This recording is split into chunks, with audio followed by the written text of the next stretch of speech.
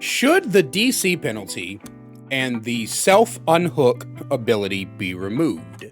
I also want to take today's discussion a step further and ask whether or not the struggle phase and missing skill checks to purposely kill yourself on hook should also be removed. There's going to be a lot of nuance to this conversation and this topic, but before we get fully into it, let's go ahead and take a look at the game that initially sparked my idea to do this video. It's a very short game, I promise you it's like 3 minutes long, so I'm not going to cut a whole bunch of stuff of it out, but go ahead and take a look at this match really quickly. I adore Friendly Introvert.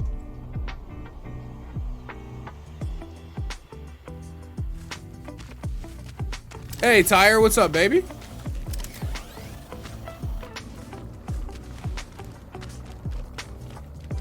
I'm in your walls.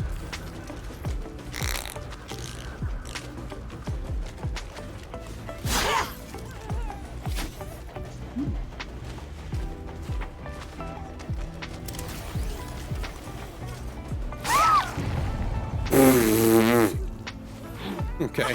Ambrose? Oh, they DC'd. I was gonna make a joke. I was gonna be like, Ambrosia, what are you doing in my game? But they fucking DC'd. Nah, they, oh my god, 2 insta DCs. You guys are fucking so pathetic.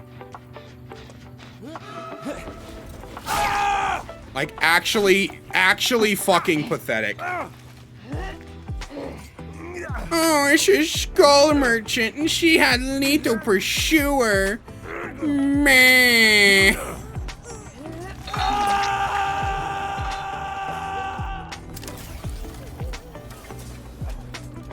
Dude, I don't know how Skull Merchant mains don't just play custom lobbies all the time, because you're playing against bots anyway.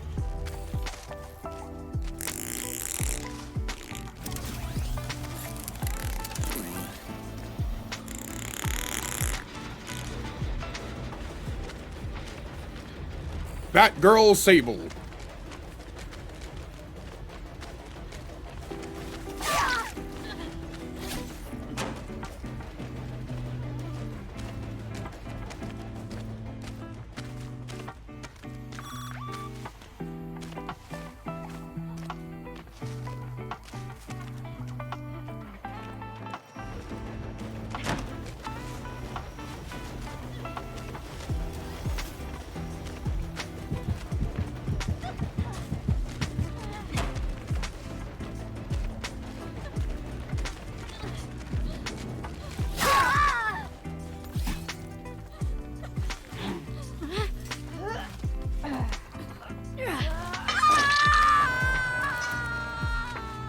This is kind of pathetic. I'm not gonna lie to you, chat.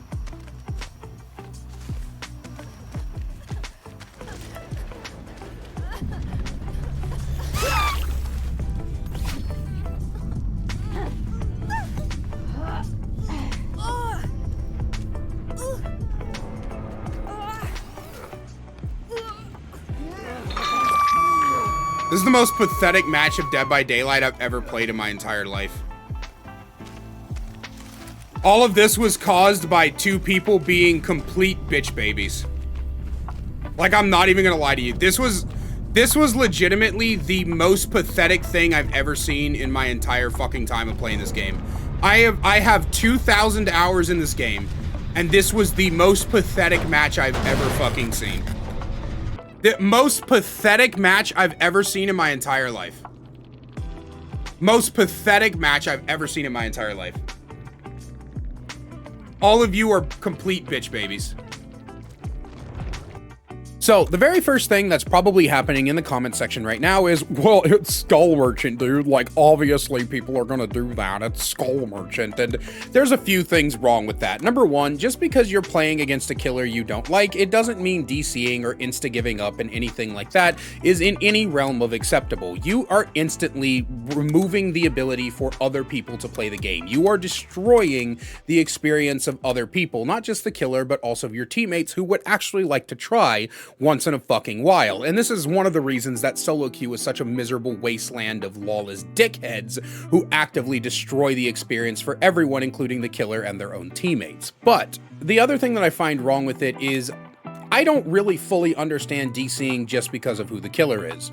I hate Legion. I find Legion to be the most boring killer to face in this entire game. I hate playing Mending Simulator on the NES. I hate fucking sitting there and waiting for them to try to commit like they're some sort of college frat boy. I cannot fucking stand playing against Legion. I find them incredibly boring, and I just simply don't like it. Another problem that I have is that I literally cannot play against Spirit. Because I am deaf in one ear, I do not have the ability to actively play against Spirit, as her counterplay is all audio based. You have to be able to hear her, and then you can pinpoint her location based off of where the phasing sound is coming from. Two things that I simply cannot do. If Spirit exists in anywhere on this side of my head, then that's it. I'm pretty much fucked, and that's one of the most hardest things to do. And yet, I don't DC or give up on Hook against either of those killers simply because of who the killer is.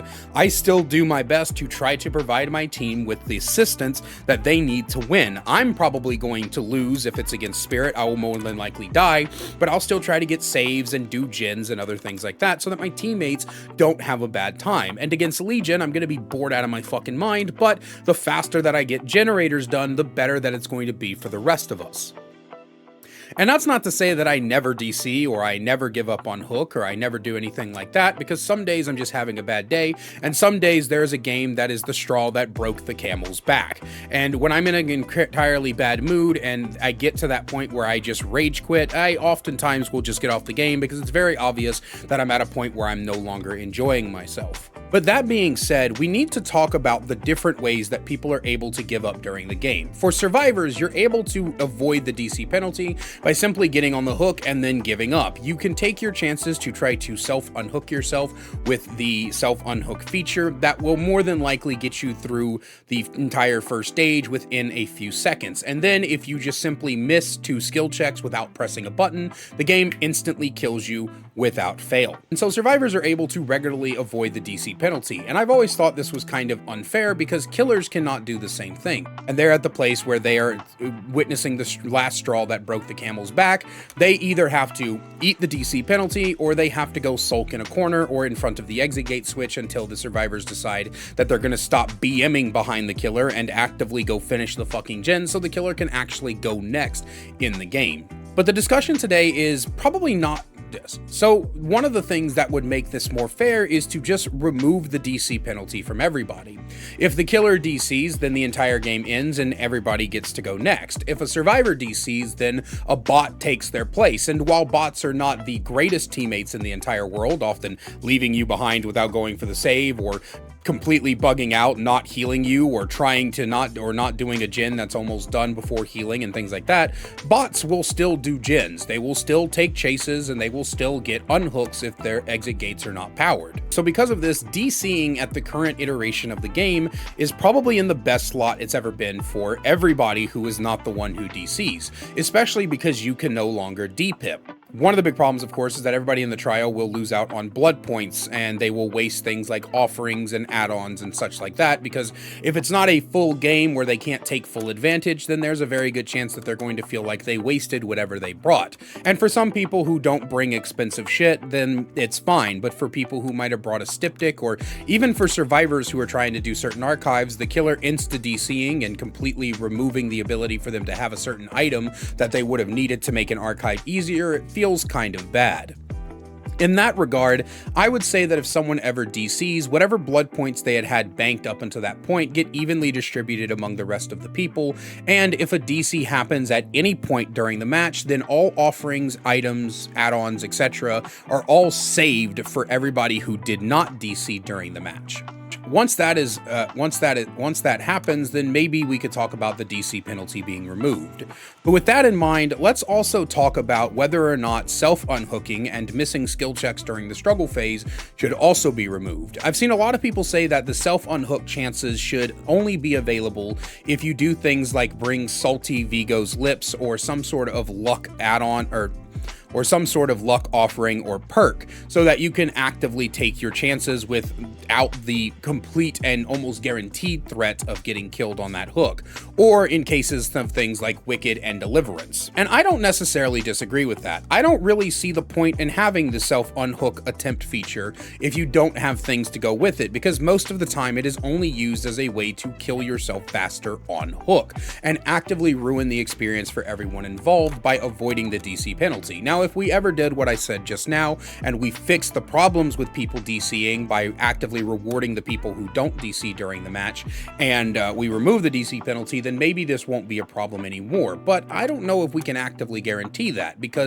but then the survivors who kill themselves on hook might do so that they can still get whatever blood points they have banked up until that point in the match, so that they don't give that to anyone else, because a lot of times killing yourself on hook is a very selfish and petty act. And I say that as somebody who has killed themselves on hook before when I got really fucking frustrated and the game seemed like a complete loss.